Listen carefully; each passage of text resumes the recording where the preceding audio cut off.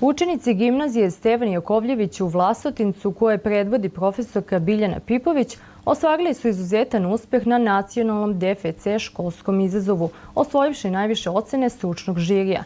Njihov projekat Voices for Impact, realizovan u okviru izbornog predmeta Jezik, mediji i kultura, proglašen je najboljim u Srbiji i predstavljaće našu zemlju na globalnom Be the Change događaju koji će se održati u Tokiju.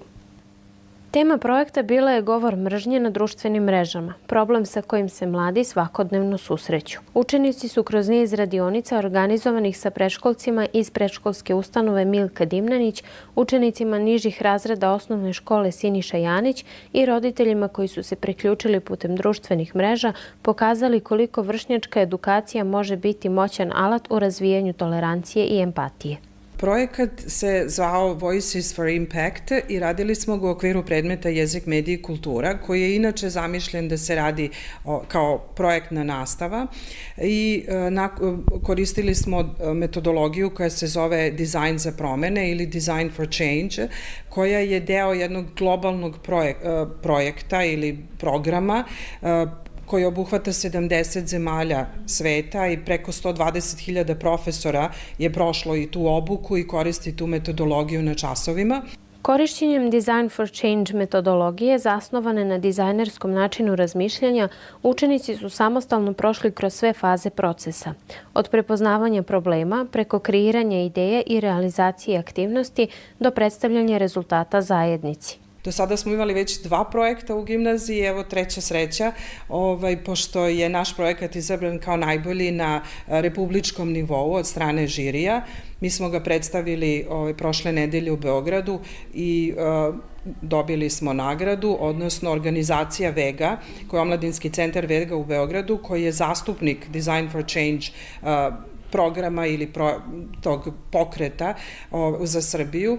Oni nas šalju u Tokio na globalni događaj koji se zove Matsuri, odnosno festival koji će okupiti sve učenike i njihove mentore koji su radili projekte upravo koristeći tu metodologiju.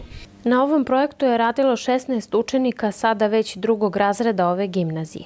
Međutim, organizacija finansira samo putovanje 2 učenika, pa su glasanjem svojih vršnjaka odabrane da svoj tim predstavljaju Kruna Ilić i Nataša Milenković. Mi smo celo odeljenje radilo na projektu, sami smo birali globalni problem, izabrali smo govor mržnje na netu i onda smo realizovali to kroz radionice, išli smo u vrtiće i u osnovne škole, ja sam na primjer radila u grupi radionicu sa roditeljima i mnogo nam je bilo zanimljivo, stvarno možda najzanimljivije bilo u vrtićima, zato što deca su iskreno dosta toga i znala i upućena su dosta u tu temu i roditelji i svi, znači baš je ona tema koja može da se dotakne svih nas. Obuhvati sve, da. Ja sam bila u grupi dece 3. i 4. razreda.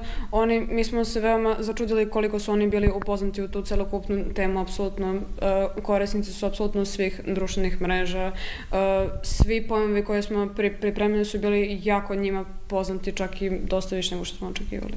Mi tamo predstavljamo ne samo našu školu i Vlasotince, već celu zemlju. Mi smo jedini predstavnici iz Srbije. Intenzivno se spremamo, radujemo se događaju i radujemo se novim poznanstvima. Spremamo se, vežbamo folklor koji spremamo u okviru kulturne večeri koja će se tamo održati i sve ćemo da delimo na društvenim mrežama, na gimnaziji Vlasotince i na English Clubu Srbija. Žiri je ocenio da je projekat urađen izuzetno profesionalno, sa jasno postavljenim ciljevima, dosledno sprovedenom metodologijom i snažnom društvenom porukom. Posebno su istaknuti samostalnost i kreativnost učenika, kao i aktuelnost teme koja je bliska njihovom uzrastu. Mi smo generalno radili na negativnoj strani, na govoru mržnje. Pozitivnih strana naravno ima, ali moramo da prvo znamo da se odbranimo od ovih negativnih. Mi smo iskreno bila, ne znam kako da kažem, u šoku kad smo ušli u vrtić. Oni znaju sve, znači baš su upućeni u sve to. Radionice su prošle dobro i pomogli smo dosta i roditeljima. Ja sam lično bila na toj radionici, stavljali smo im one screen time-ove i ostalo, da znaju kako da kontrolišu decu. Generalno svi su upućeni da problem postoji, sad samo što smo mi malo podigli svest o tome kako to možemo da rešimo. Kada je grupa koja je bila predviđena za vrtić, oni su se tamo susreli sa decom koja su znala neke pojmove koje stvarno za njih nisu bili uopšte predviđeni. Naprimjer, jedno dete je reklo jednu reč brain rot, što kada se prevede znači truljenje mozga. Inače, u toku su i 2 projekta u okviru Erasmus Plus platforme koji podrazumevaju rad učenika u međunarodnom okruženju na platformi koja je predviđena baš za saradnju u virtuelnom svetu. Ove godine jedna grupa radi sa partnerima iz Nemačke, a druga sa partnerima iz Portugalije.